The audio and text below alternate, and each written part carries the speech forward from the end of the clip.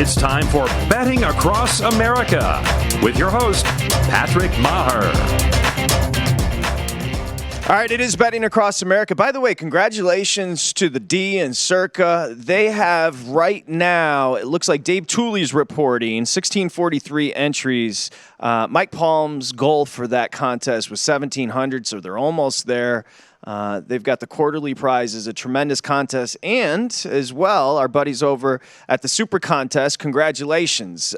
They were at 3,127 entries last night, right around 7:30 Pacific. That surpasses last year's record of 3,123, so they're going to continue to climb there. Well, no, actually, you can't climb anymore because I almost forgot that last night was a football game because it was that ugly, and we're going to get into that. This is my favorite time of the week here on Betting Across America as we welcome you back. I'm Patrick Meagher, G-Unit behind the glass.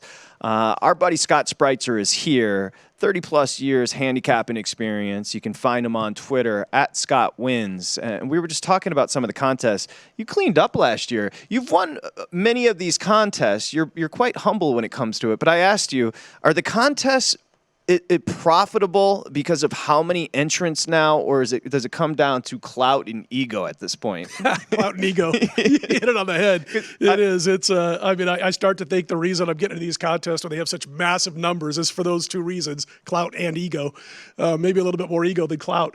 But you like to walk around. You win the Super Contest, you can peacock a little bit. Do you know how cool it was to jump on your show? And you were in the running, dog, and all that other stuff, saying, hey, we're in that 10th to 15th range, and we got a chance to do a little better a couple of years ago over at the Super Contest. I mean, that feels pretty good when there's a 3 weeks to go and you're hitting well like that. Yeah, he was killing it. I think it was 2 seats. Go ahead, Greg. And one correction for you, Patrick. You can actually still enter the Super Contest until 11 a.m. Pacific Saturday morning. Thank you for that. Okay, so you can get in between those games on Sunday at the Super Contest. So they were up to right around 3,127, so they surpassed last year. What we've been finding fascinating, we're going to go all over the map. This is our favorite hour of the week, college football. Actually, two pretty good games tonight. Interesting games as far as Wake and Rice, and then Marshall at Boise State on the Smurf turf. We'll get into those games with Scott. But the big news today, Antonio Brown, if you're just joining us, he is going to play on Monday, which is fascinating. It looked like yesterday the Raiders were kind of pulling back a little bit and trying to figure out how they were going to handle cutting Antonio Brown. It really did seem like that. Some words exchanged.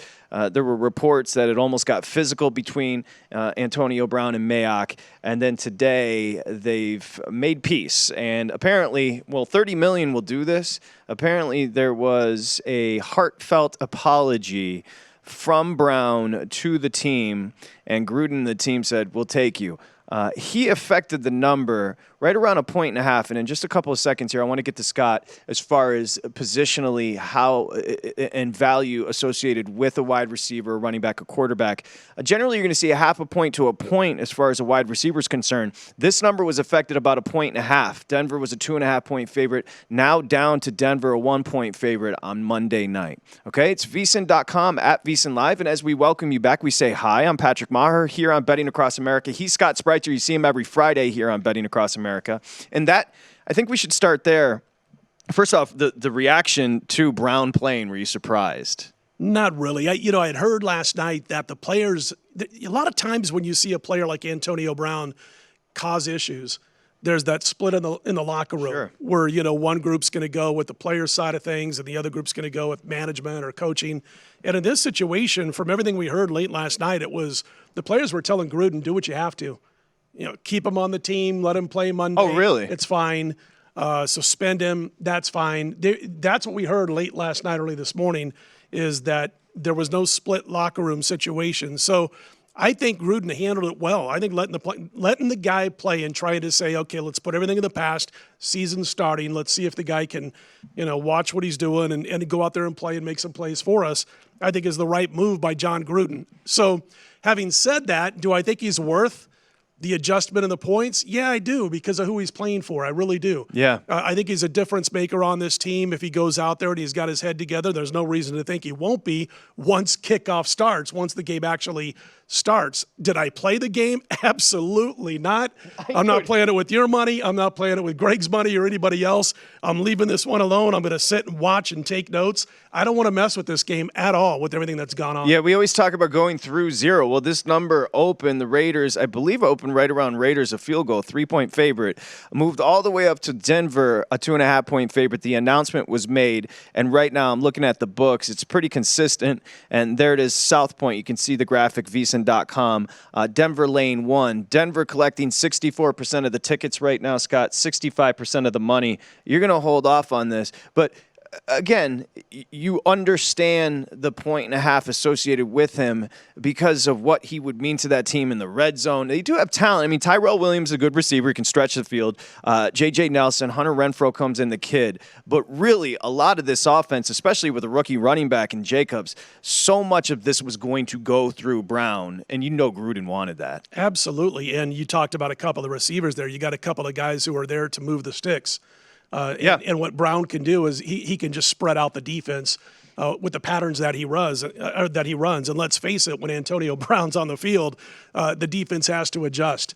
And so that he can spread out the secondary a little bit to where they're going to have to not play maybe to one side of the field a little bit too much when he's out there. And then a couple of the receivers that you mentioned, and also coming out of the backfield, tight end position, those guys who are going to be looking to move the sticks are going to have a little bit more freedom out there trying to run their patterns whenever AB is out on the field. So it's a positive for Oakland as far as having him, out there on the playing surface between the sidelines when the game kicks off. We just have to see how he reacts moving forward. I think he'll be watching his P's and Q's for at least the next 72 to 96 hours. I don't know about after Monday. If he doesn't get the amount of throws that he wants, maybe he'll be complaining on Tuesday. But for now, I think it's the right move for the Raiders. Having said that, again, you got Flacco coming into his new digs, who, if he's on his game and he's healthy and he doesn't have any creaks or anything like that left over from his Baltimore days, then I think probably they have the better chemistry on offense right now. They're going to run the ball as well. Game. I was thinking about Colton Miller. I was thinking about that second-year UCLA kid, and I'm thinking whether it's Chubb or Miller that lines up opposite of Miller, they're going to dominate. Yeah. That is it. Under Fangio, that defense, which wasn't bad last year, it wasn't what we're expecting from Denver. I think that defense could take a huge step this year, back to what we're used to. Sure. I think this comes down to how much the offense can score when it needs to in those kind of games, because is Flacco going to be able to get it to the receivers to be able to open up things for the running game? Now, on Monday, there's a good shot that they're going to be able to push guys around in the trenches when it comes to taking on the Oakland Raiders. But against other teams in that division, the Chargers, the Chiefs, even though the Chiefs gave up stuff against the run last year and might not even be as good this year as they were terrible. You're right. Yep. And they were bad last year. They're still going to have to make some plays downfield. That's when it's going to come down to for this offense to be successful throughout the course of the year. Listen, I don't think Denver's a playoff team. I don't think Oakland's a playoff team. And again, week 1 is the hardest week to handicap. Those lines have been out and jumping all over the place for a couple of months now. And I think it's a situation where, at least for my style, it's best to have a pen and paper ready and take some notes. Well, I hope he took some notes last night. He's Scott Spreitzer. I'm Patrick Meagher here on Betting Across America. G-Unit, we'll get to your 3-pack. We'll let you explain a little bit as far as that Oriole game, because everybody's on pins and needles as far as the Orioles. The Orioles are favored again tonight. I would like Yes, to know they are, and the nation needs to know about the Texas Rangers versus Baltimore Orioles games. There's going to be everyone huddled around the TV, much like last night. We'll get you. Much like last night, that was what we do here on VSiN is we take what we saw from the Packers and Bears, and we try to project forward what to do moving forward betting these teams. I don't know if you throw it away. Here's what I can say. Again, it was, if you had an over ticket, you could go to bed early. You lost your bet. You didn't sweat it. Combined 13 points, the fewest in the NFL season opener since 2002. The theme here was the Packers and the under as far as first half, second half, and game as far as the game's concerned. One thing we do know, that offense is going to take a while as far as the Packers, but they do have a defense. Sure. That to me, that's what jumped out. The best unit on the field. The Bears played well defensively, aside from, a 50-50 ball from Rodgers to Graham. But that Packer defense, which was porous last year, they popped yesterday. Yeah, and I don't know how to judge Trubisky completely yet because, you know what's funny, first of all, let me back up here for a second. I'm watching the game last night. It's now late fourth quarter, and I saw, obviously, social media going nuts. You know, oh, the Chicago Bears are terrible. Trubisky's terrible. I saw one guy post a picture of Kaepernick in a Bears jersey. You know, this guy's still out there, but we got to watch Trubisky. And I'm like, you know, some of these people are the same people that had the Chicago Bears winning the division, getting to the NFC Championship, and some of those even had them getting to the Super Bowl. Sure. So now all of a sudden it's Trubisky's terrible, the offense is terrible, the play calling's terrible, right down the line. And so I'm like, okay, let's pump the brakes. It's week one. First of all, we just found out something about these two offenses and some of the key players. You need preseason football. And I know when that collective bargaining agreement rolls around and it might be cut to 2 preseason games and 18 regular season games, it's going to be a situation where you even have less time to get starters and regulars out there. So there's going to be some messy situations in week one. We see it in college football, which doesn't have preseason. As far as Trubisky, there was one thing I was looking for last year. And even in fact, before that, you'll see Trubisky come out, have a real good high rating first quarter and a half. Yeah. And then as defenses make adjustments, his numbers and as far as his ratings start to dip throughout the course of the game. He doesn't adjust to what the defenses are doing with their adjustments. Well, he put that out of the whole. I was looking, man, I was ready to go, and he said, I'm just gonna mess this whole thing up and start from scratch and be bad from the start. But I thought play calling was lacking. I'm texting back and forth with a couple of other bettors in my little circle, in my little group, and I'm like, at halftime, the top running back for Chicago had 17 or 18 yards. They had 15 rush attempts the whole entire game. Exactly. 15 when he was off. Guy had, 6 or 7 yards at halftime. Unbelievable. Where's the opportunities are there? When are you going to try to establish? You don't have to run for 4.5 yards per carry. Sometimes 3.5 yards per carry is effective. Yeah, keep them honest. Exactly. You got to. So I see the post halftime interview as the coaches are coming back on the field, and the sideline reporter comes out and says, "Well, we just got told they're going to try to establish the ground game."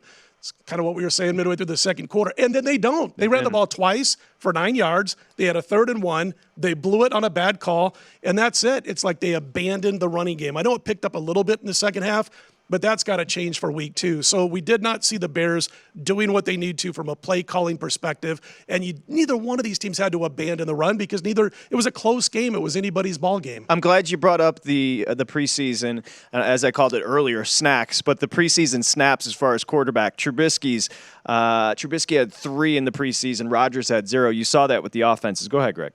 And I want to throw this in here as well with both these teams. They are truly teams that have taken on the approach of joint practices and everything like that. Scott, question for you, being someone that does so much handicapping and everything like that.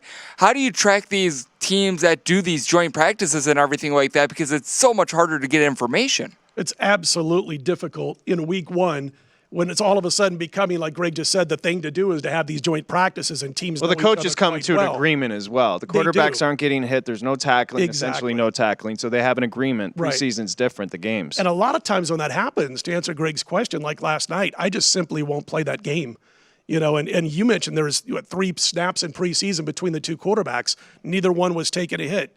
Collinsworth mentioned it last night. You've got to have some live action. You got to take some hits. You got to get your butt kicked, get popped in the chops once in a while before you're ready to go for the regular season, even if you're a long-term veteran. But yeah, I mean, Greg, it's funny because the more it just seems like as the years go by, the more we see teams doing this, having these joint ventures, these joint practices and scrimmages. And because of that, I think it gives us fewer games to really sink our teeth into as bettors in week 1. And there's also, again, as sloppy as can be, 20 penalties called in the game, 17 punts. I mean, it was disgusting. The two teams combined 5 for 27 on 3rd down, which is horrific. Now, if you take a look, we knew as far as the Bears in that 12-win year last year, we're going to see some regression as far as turnover splits and those one-score games. They were 6-4 in one-score games last year. They were plus 12 as far as turnover splits, -1 last night, and of course lost the one-score game last night. But if you take a look at the Packers now moving forward, Scott, that game out of the way in division at the Bears, where, by the way, Rodgers had been stellar at Chicago. Sure. But you take a look what they have coming up. 3 straight home games. They host the Vikings, they host the Broncos, and then they get the Eagles on a Thursday night. A chance for a chance for a Packer team that has I think most would agree right around a 4-point home field advantage there at Lambeau. Is that what you have it as far as the power rating? A chance now with that win last night to come home. You can see the schedule, vsin.com. Vikings, Broncos, Eagles, 3 in a row at home for the Packers. Oh, I'll tell you right now, they're probably winning 2 of those games tops.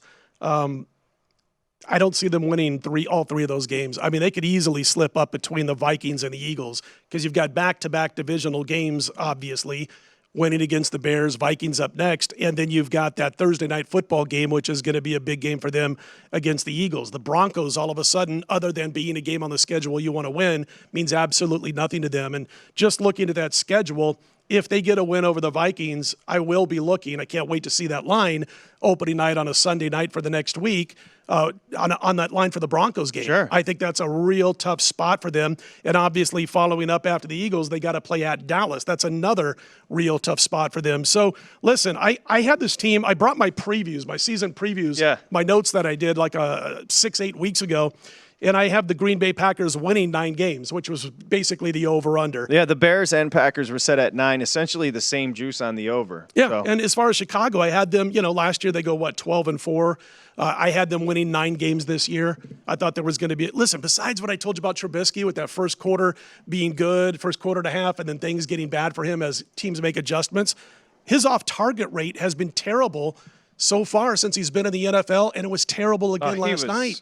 He couldn't have been worse. You don't win 11 or 12 games doing that. And as you mentioned, so many games were close. It's a situation where they might have a rough time winning 9 games, but I don't want to overreact. I don't want to be one of those guys that overreacts to one game. 100% agree. Scott Spreitzer joins us in studio. It's Betting Across America on a Friday. We do it every Friday. You can find him on Twitter at Scott Wins. I will say, we were taking a look at the North odds yesterday. Maybe they had it right. It was plus 150 on the Packers, plus 175 on the Bears. Minnesota was right around plus 320, and the Lions, they're at 4. They were, I think, close to plus 950. Pardon me on the Vikings, plus 220 here at the South Point. The Packers favored to win that division, which surprised me. Because I said yesterday on the show, if you're betting the Packers week 1, there's so much unknown about this team. You're simply backing Aaron Rodgers last night. Don't know about LaFleur. He tried to establish the run game early, couldn't do it. The 1 touchdown score was Rodgers essentially Scantling the 45-yard pass, and then you saw the 50-50 ball. Right. That was just a sidearm 50-50 ball to Graham. But to me, that's the toughest. The North is the toughest division in football right now. Yeah, I'm worried about the Vikings. I know a lot of people like Minnesota this year. I'm not so sure. I mean, they're plus 220. I think it's exactly where it should be with the teams the way they are the screen there going into last night. As far as the Vikings are concerned, until I see Cousins get it together. Listen, he had this great completion percentage last year, but if you look at yards per catch, not yards per pass attempt, but yards per catch, it was minimal. It wasn't anything special. And until I see the Minnesota Vikings, who are supposed to mix it up more on offense this year, be able to get consistency when it comes to yards after catch, throw the ball downfield a little bit. Instead of hitting 70% of your 5-yard passes, how about hitting 64% of your 15-yard passes? Yeah. That's what I want to see out of Minnesota. Until I see that for a couple of games, and it looks like a chance at consistency over the course of the season with a couple of hiccups here and there, I can't jump on the bandwagon with the Minnesota Vikings either. I mean, I think this is like a wide open division, absolutely. Are you looking, again, the Vikings hosting the Falcons week 1 coming up on Sunday? That number right now, it opened 4, staying steady at 4, and the total 47.5 dropped to 47. Does that mean you're back in the Falcons? I do like the Falcons. I haven't bet the Falcons. I might stay off the game. I've got 3 or 4 plays going Sunday, and I'll tell you about those later if you want. But as far as the Vikings were concerned, listen, you're playing in a great spot for Matt Ryan to come out and have a very nice game. Now, I know they had the Julio Jones deal, but I think it's a situation where everybody comes together for a game. When you lose a superstar like that, if they don't play, it doesn't mean he's not going to. But the bottom line is that Matty Ice looked fantastic in the short time he was on the field in preseason football. And I think he's going to come out against Minnesota and fare well. I made the line 2.5 on that field. It's 4. So obviously a little bit of value for me on the Atlanta Falcons. You came in, Scott, with the great point as far as the preseason and preseason snaps. We mentioned a combined 3 between Trubisky and Rodgers. Matt Ryan, the vet, 55 preseason snaps, and that's surprisingly, especially for a team and a coach that doesn't win, doesn't generally care about the preseason. 55 snaps for Matt Ryan. And again, the market hasn't been established, new pieces, new coaches, and what we saw from the Bears last night, they go from worst schedule to the 5th hardest schedule in football. So there's pressure. You go from a team that's hunting and the Bears to a hunted team. And I think you saw a little bit of the leak there last night. We continue with Scott Spreitzer here on Betting Across America. I want to get into some college football next. We'll do that. We'll get the 3-pack. Don't worry, Greg, as we continue. It's VSiN.com to find us. You can also find us at VSiN Live on Twitter. We continue with professional handicapper Scott Spreitzer next here on Betting Across America.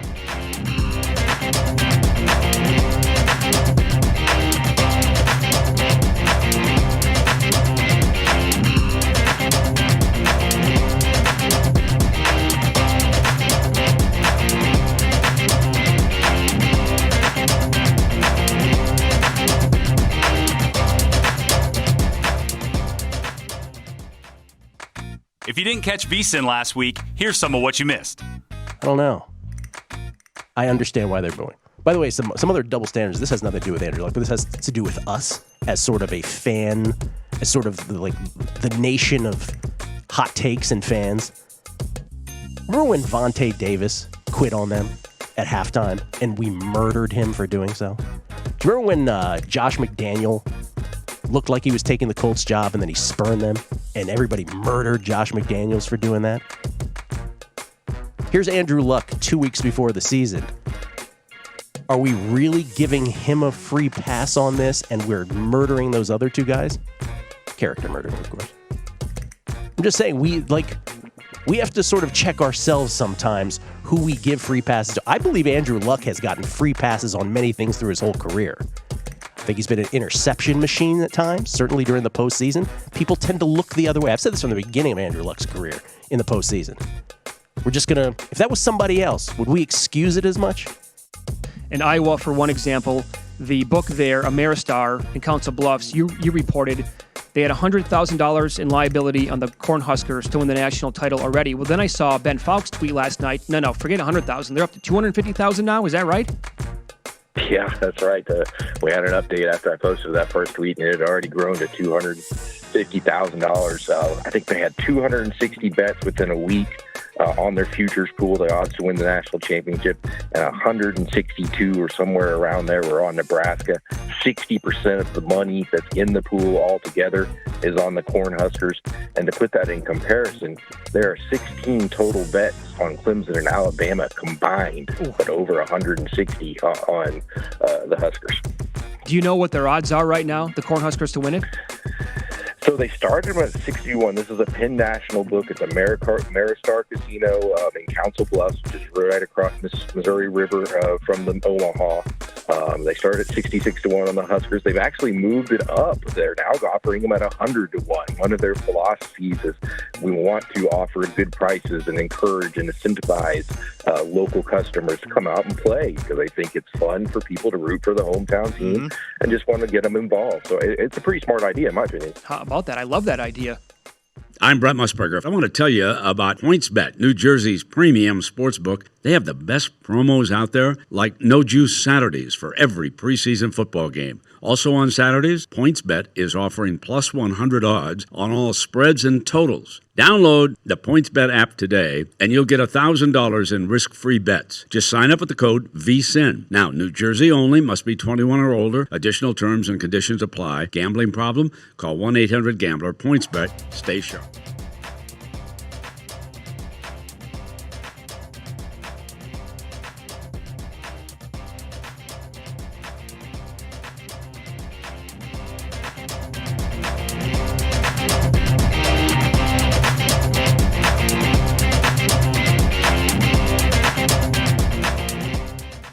Manscaped offers precision engineered tools for your family jewels. Go to manscaped.com and get 20% off with the code VSIN. That's manscaped.com with the code VSIN. Greg explaining that he got a free pack from Manscaped. We appreciate that. As we welcome you back, I'm Patrick Meagher here on Betting Across America. My good buddy, professional handicapper, Scott Spreitzer is here. He's not one to gloat, so I'll gloat for him. A 9-1 start to September in Major League Baseball in WNBA basketball. Congratulations, my friend. Thank you very much.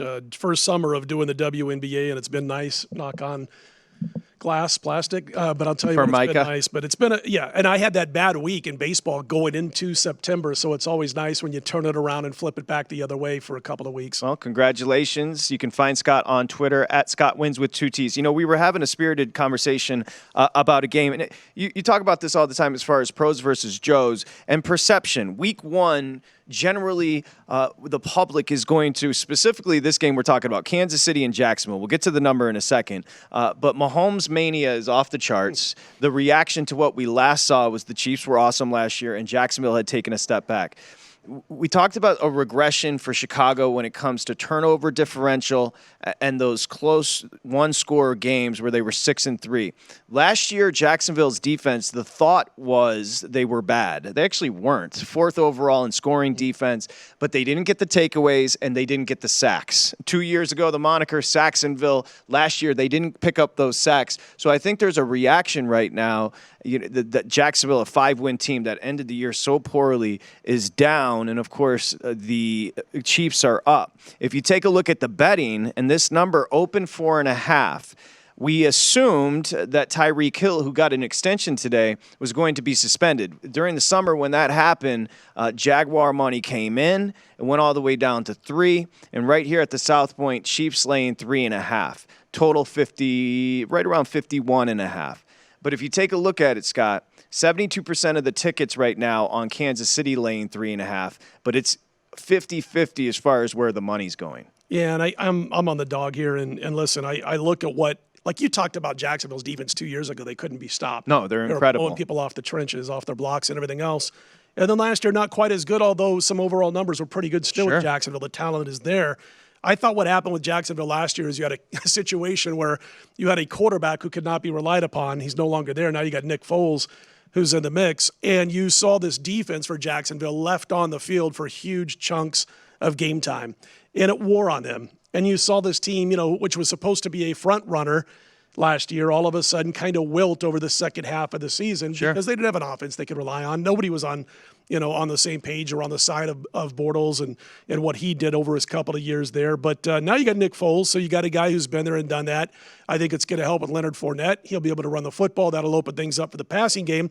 And subsequently, the defense isn't on the field all game long, and they're able to do what they do, which is getting offensive lineman faces and really finish off, this is going to sound opposite of what you normally hear, finish off the offensive lineman's blocks for them. In other words, dumping that offensive lineman before he has a chance to do what he wants to do for any long period of time, relatively speaking, in his pass blocking scheme. So Jacksonville will be better at that.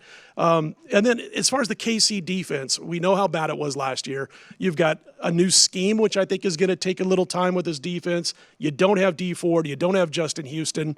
You got a couple of guys coming in to take over those positions. That was over 40% of their sacks last year, those two guys I just mentioned. They're gone. And so I do think it's going to take time for this defense to find their chemistry or whatever you want to call it that's going to be able to perform a little bit better than they did last year. So for me, again, I think this is the time you go against KC. Also, they had over 60 touchdowns scored last year, the Chiefs. It hasn't happened a lot in the NFL, but when it does, those teams have regressed the very next season significantly. They're not bad, but they drop down well below 60 in most cases. We'll see if that happens to the Chiefs. It's interesting, too, and you and I talk about it every year. The season-to-season regression is vicious. The idea that, there's 12 postseason teams. You're going to have 7 or 8 new teams every year. Jacksonville feels like if Foles and Fournette slim down, he's ready to go. I love what you talk about as far as the matchup in the Chiefs' defense, specifically up front. They were 31st against the run last year. That's dreadful. Fournette coming in motivated, a different mindset. The question is, the misnomer about Foles is in a vacuum, the thought is he's going to get exposed over a long season. This isn't a vacuum. This is week one. Right. Feel comfortable with Foles at home. And we'll get you the weather on that game as well. Could play a role. Remember, Kansas City scores. They score big time early in the season, first quarter and first halves as well. So maybe look to the total as far as the over is concerned. More with Scott Spreitzer as we continue. It's Betting Across America on VSiN.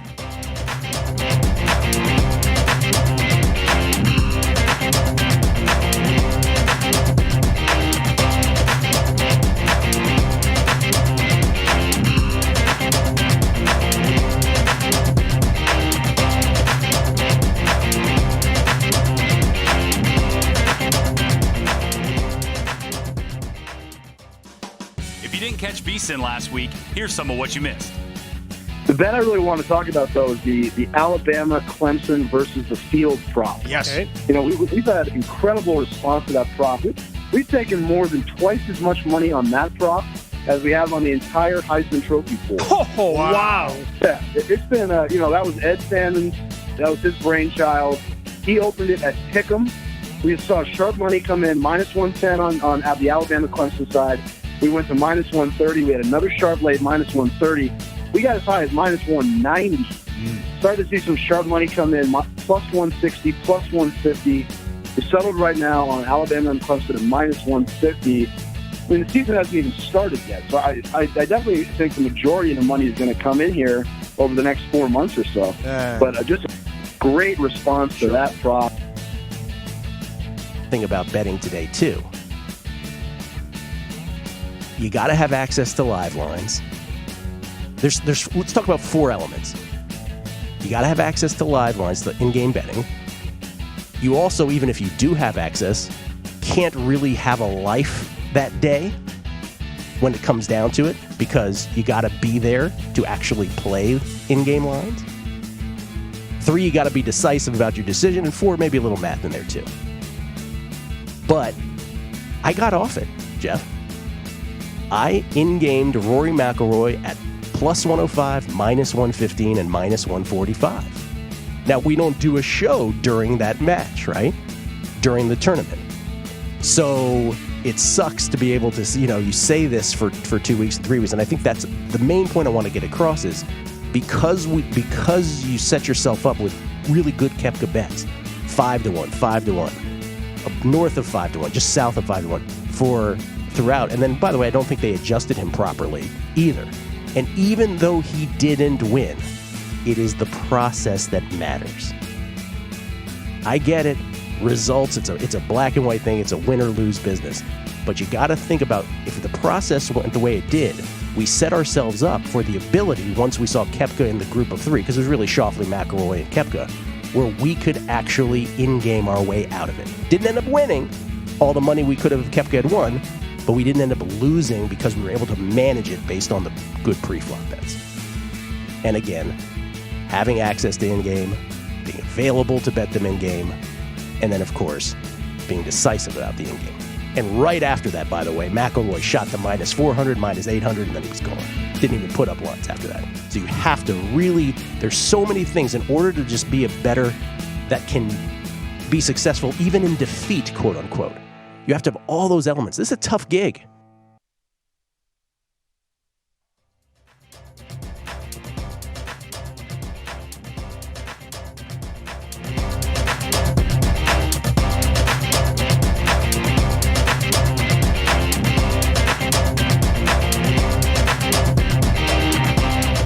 All right, real quick on the weather as we welcome you back. It is Betting Across America. I'm Patrick Meagher, Scott Spreitzer in studio. It's going to be hot, and those of you affected by Dorian, our thoughts are with you. We're talking about gambling. We're not being trite with what you're dealing with, but it's going to be hot and humid and muggy down in Florida. That's going to affect the Dolphins. It's going to be right around 90 degrees, a ton of humidity. The 49ers at the Bucks, 90 degrees, and we just mentioned it with the Jags. hosting the Chiefs. Going to be in the upper 90s with a ton of humidity. In just a second, I want to ask Scott what that means. But first, now's the right time to go all in with a VSiN All Access subscription. And here's what you're going to get. Point Spread Weekly, VSiN's digital magazine on sports betting, which features analysis from our top personalities and experts. VSiN betting guides, including our pro and college football betting guides, 24/7 live video stream of VSiN's programs plus replays, a daily email summarizing the plays offered by hosts and guests. You get exclusive subscriber-only stories and data. VSiN.com. You have two options to pay. You get a free 1-week trial and then pay $39.99 a month, and then you can cancel whenever you want. Or the good deal, which I recommend, just $240, which is only $20 a month and a savings of 50%. Go to VSiN.com/subscribe to sign up now. That's VSiN.com/subscribe. So I mentioned it, and again, our thoughts with everybody affected by Dorian has been awful. But as far as gambling, and that's what we talk about here on Betting Across America and VSiN, it's going to be hot in Florida. And you've got the 3 Florida games. Jacksonville is going to be close to 100 degrees and humidity. My guess, we talk about consistently coming out of the preseason that the defenses are well ahead of the offenses. You saw it last night as the season opened up. That was the NFL's lowest scoring opener since 2002. So obviously the defenses with the Packers and Bears ahead of the offenses.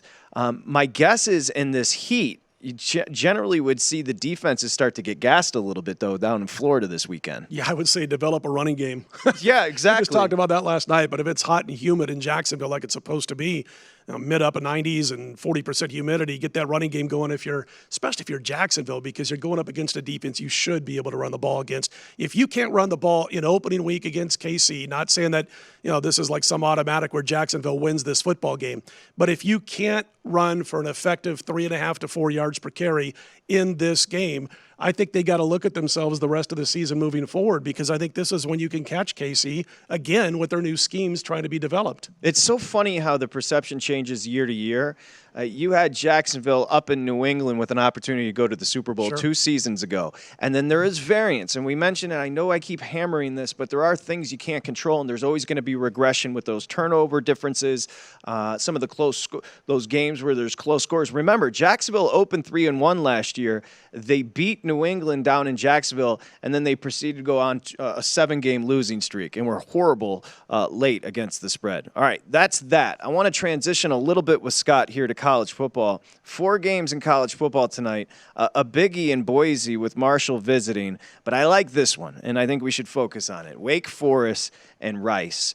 This is actually a hilarious difference when it comes to tempo and how these offenses want to play, Scott. You know this. Yep. Wake Forest one of the most up-tempo offenses in all of college football. Rice is literally a dichotomy, a complete opposite.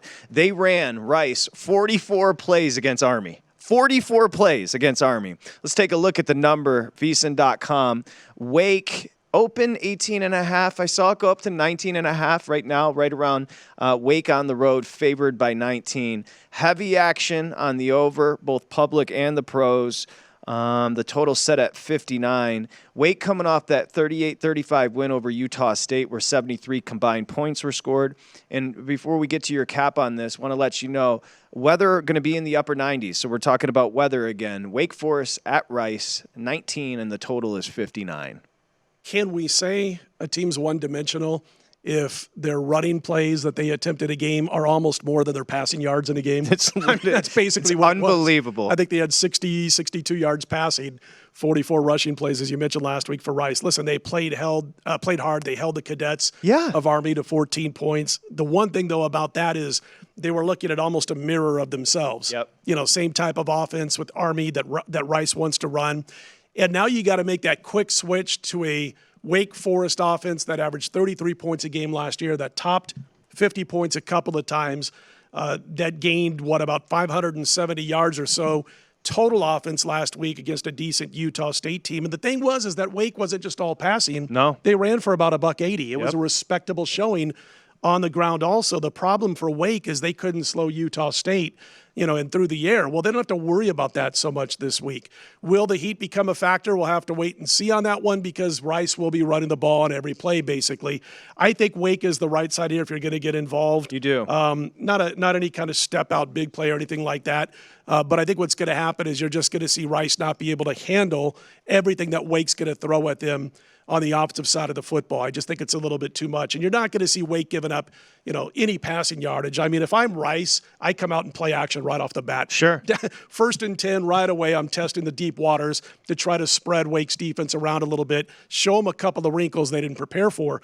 But again, it's like, it's one of those games where 19's a little tough to lay with a team that can give up some points on defense, but it would be them or nothing for me tonight. Yeah, and right now, 64% of the bets on Wake Forest. Again, that number moved up to 19, 66% of the money. What is surprising about Rice is while they were dreadful and so slow offensively, they did hold that Army team as far as on the ground. They were tremendous defensively. Sure. So I know the public and the Sharps are both on the over in this game. Rice's defense actually played very well last week. Yeah, they did. Again, I think it had a lot to do with who they were, the style of team they were playing, because they're used to seeing that in practice. They don't have to make changes to face an Army type of offense because that's what they see every day. There it is. Scott Spreitzer joining us in studio. As far as a lean at Marshall Boise State, a thrilling upset as far as Boise State at Florida State, down 18 in the second half. They come back, they win 36-31. Now we just talked that Rice ran 44 plays against Army. Boise State in the heat ran 108 plays last week. That is a fascinating number. Which I'm sure Willie Taggart was being honest and forthright when he said we've got to get in better shape because we were gassed in the second half. Why would he even say that? But I was just going to say, the second part of that sentence was, you do not need to say that publicly. You're not helping yourself. It sounded amateurish to say that he's from Florida and his team wasn't hydrated? That's the whole point. I mean, now, if he's coming from Jersey or something like that with the team, I can see saying it, but you cannot say that when your home field is in Tallahassee, Florida. So, listen, as far as Boise this week, where's their heads at? That's the big key to this game. And I didn't play the game. I left it alone. I want to see kind of if this team Marshall's good, is as real as they looked. And Marshall is good, and they're catching Boise, obviously, at an opportune time. Coming up next, we'll get to that Sunday night game, of course. The Steelers visit Gillette and take on the champs and the Patriots. That's coming up with Scott Spreitzer right here on Betting Across America.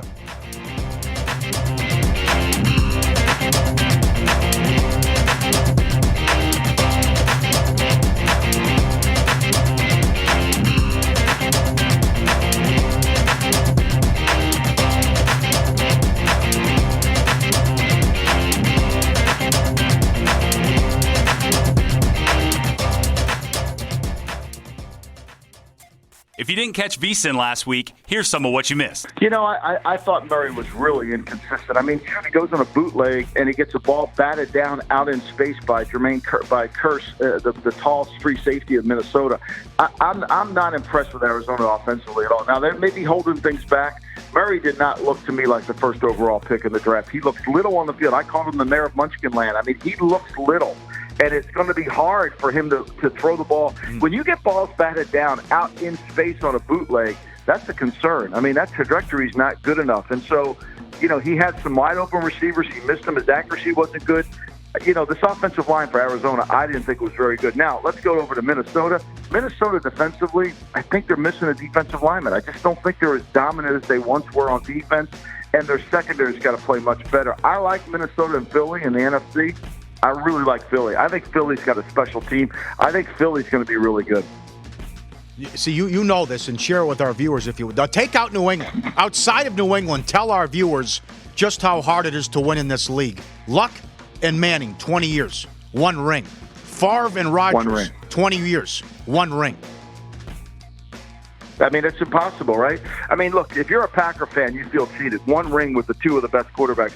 One ring with I mean, look, when Luck came in the league, he was compared to John Elway. Mm-hmm. Yes. He was compared, and everybody thought he was going to win multiple ones, and everybody said the AFC is going to go through Indianapolis. And frankly, when you really watch the tape on Andrew Luck, he threw a lot of balls that should have been intercepted. I kept the tape when I was in New England, when I was in Cleveland, of Andrew Luck's dropped interceptions, and it was extensive.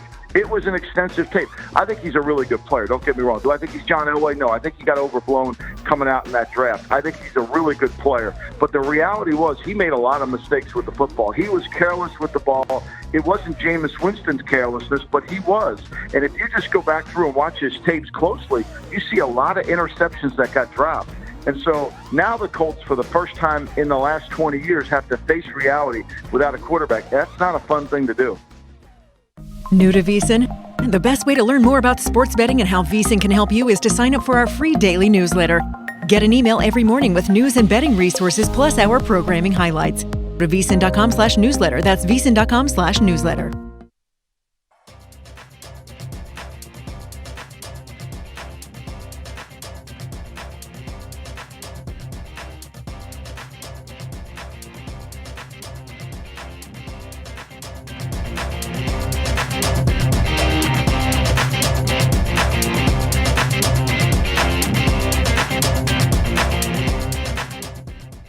All right, football season is here, and you know what that means. It's the perfect time to try out the PointsBet app. PointsBet is New Jersey's premium sports book, and it's our preferred way to bet. They've got the best football promos out there. They even have no juice Saturdays. For select games, spreads, and over-unders, they're priced at plus 100, and you can't beat that. Download the PointsBet app today, and you'll get $1,000 in risk-free bets and all those great promotions I mentioned. Just sign up with the code VEASAN100. That's VSIN100. New Jersey only. Must be 21 years or older. Additional terms and conditions apply. You got to gambling problem, call 1-800-GAMBLER. PointsBet, stay sharp.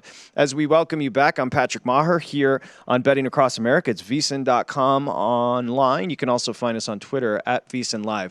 Scott Spreitzer is here, professional handicapper. We've got Tom Viola with his soccer picks coming up in just a little bit. Got on a heater last week, 2-1, so we're happy for Tom.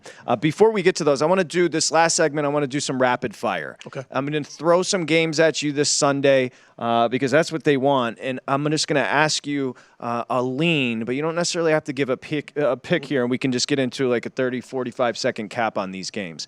The games I mentioned a little bit earlier, the overreaction games, the Colts and Chargers, we mentioned how that number moved. I talked to a pro that you and I both know, Steve, who mentioned he had, as far as provided value, the difference between Brissett and Luck, a 6-point adjustment between the two quarterbacks. That number moved, Chargers opening 3, up to 7, bet down to 6.5. Are we overreacting here? Well, he likes it that, and I know who you're talking about. Yeah. And he's got a very sharp mind. Yes. And a friend He's of both good of with ours. numbers. Absolutely. Really? He's a pretty damn. You know, what you told me about this, and if you asked me, Chargers offensive line last year, I would say middle of the pack, maybe a little below that. But what you sent me was that text, and I was fascinated by this. They're going to be without Okung, and last year San Diego, Los Angeles' offensive line ranked 29th in the NFL. They were horrible last year. Yeah, and I like to give credit where it's due. And a buddy of mine sent me, and I sent it to you. Evan Silva? Evan Silva on the Twitter. tweet, yeah. And he dug through, all these different websites, and he saw where they have like one of the guards for the Chargers was graded 80th out of 81 offensive guards last year. Other side of the line of scrimmage, they had a guard who was ranked, or a tackle who was ranked 78th out of 80th. The one that blows most people's minds, Mike Pouncey at center, 29th out of 39 centers. Surprised he was me. at least in the top 20. And just right down on that offensive line, besides Okung missing, you've got an offensive line that did not perform well at all last season. So I agree that the line adjustment from Luck to Brissett is more than what actually happened, more than we saw. Sure. But at the same time, because Brissett's been practicing with the Colts since day one this summer, knowing that Andrew Luck was probably not going to play in week 1 at least. Right. He's been behind center with all the regulars, so I think That's that a good takes a point. little bit away from that. And again, the fact that the Chargers have that offensive line that isn't nearly as good as maybe the general fan would think it was last year. And that was what? He was acquired by the Colts a week and a half before he started 14 straight games for him a couple of years ago. Sure. So he's been in the Reich system is certainly quarterback friendly as well. Another one, the big time reaction was when Ravens at Miami, Tunsil, Stills, Alonzo, if you want to bring him into the mix, he's out. But that number moves. Ravens 4-point favorite all the way up to 7, bet down to 6.5. Here's what's interesting, and there it is, VEASAN.com. What's interesting about this game, lowest total on the board at 39. Has there been an overreaction to this number, Ravens-Dolphins? I just don't agree with the fact that Lamar Jackson's all of a sudden turned things around until I see it with my own eyes for a couple of games. I think he's going to come out and he's going to have 18 for 23 games, and he's going to look sharp as heck, and he's going to come out the next week and go 10 for 20 and have to rely on his legs. The most exciting and best play we saw to Lamar Jackson this entire preseason was a run that was called back on a penalty. The Dolphins are no easy shakes, especially, as you mentioned earlier, the weather conditions that you're going to have to put up with in this game. And with Fitzpatrick, you're going to get a guy who's tuned into what needs to be done. I think the point spread's a little bit too high. I think Baltimore's better than last year, sure, but I'm still not a big Lamar Jackson fan. I got to see a few games of this guy having it between his ears on what it takes to be able to dissect defenses with his passing arm. We haven't seen it yet. And remember, it's going to be hot and humid, close to 90 and a ton of humidity down in Miami.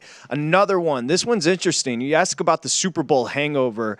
Let's talk Rams and Carolina. That game opened 3 Rams favored, right, all the way down to a 1.5 now, Scott.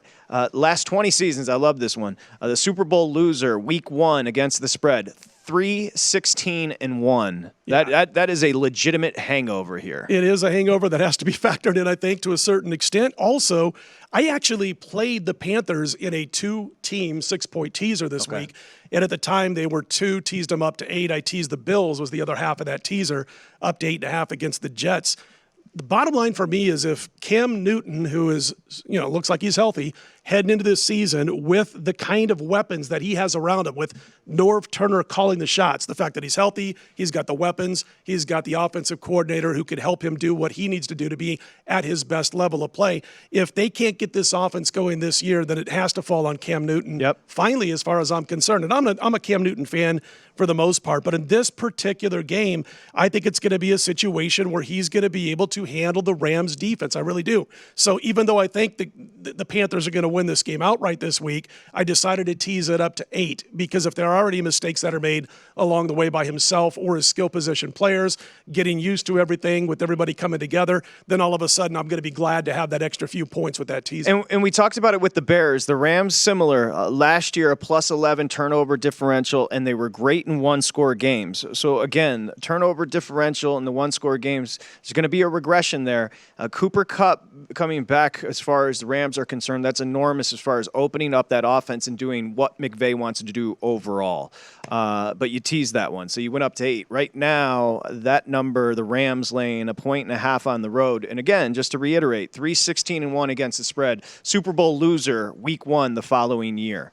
We'll get back to Scott. Tom Viola joins us. His soccer picks for the week. 2-1 last week as we go into the weekend. No EPL. He's got the new frames on, looking good, my friend. No English Premier League. Where are we going with pick 1? Well, since we're on the international break, I figured we'd bring it back onto our shores. We're going to go with a little bit of MLS action this week. I know you love that. I do. Now, it's a risky proposition because MLS, unlike the Premier League, you have a top 6 that you know are going to be very, very good, and you can you can make some good educated guesses. MLS, it's basically roulette. Any team can beat anyone else any week. It's like the NFL. You get these upsets all the time, and it gives you a chance to get some good value on heavy underdogs that you don't think you'd be able to get numbers on. Okay, I'll pick 1. Are we betting a dog here? Pick 1. We're going Seattle +230 versus Colorado. Now, the Rapids are one of the worst teams in the league, but they've been playing really well over the last couple games. I was surprised to see them as a favorite against Seattle, who's second place in the Western Conference right now, but that's just too much value with a good team over a bad team that's playing hot right now. So I'm going with Seattle +230 as a dog. All right, Seattle, pick 2, Tom. Toronto, -125. They're playing against FC Cincinnati.